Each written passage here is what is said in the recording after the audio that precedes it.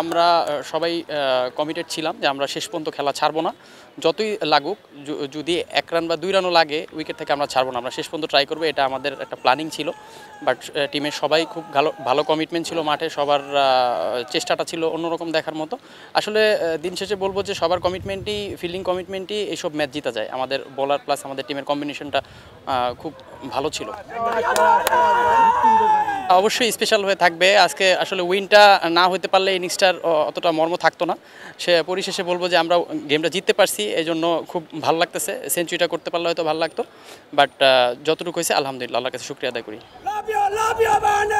সুযোগের অপেক্ষায় তো সবাই থাকে, কিন্তু আমি মনে করবো যে আমাদের টিম কম্বিনেশনে যেটা টিম স্টাফ, আমাদের কোচ হান্নান ভাই যতটুকু ভালো মনে করছে ততটুকু। বাট লাস্ট 3টা ম্যাচ আমাকে 4 নাম্বার ম্যাচ সুযোগ দিচ্ছে, আমি 3টা ম্যাচ রান করি নেই।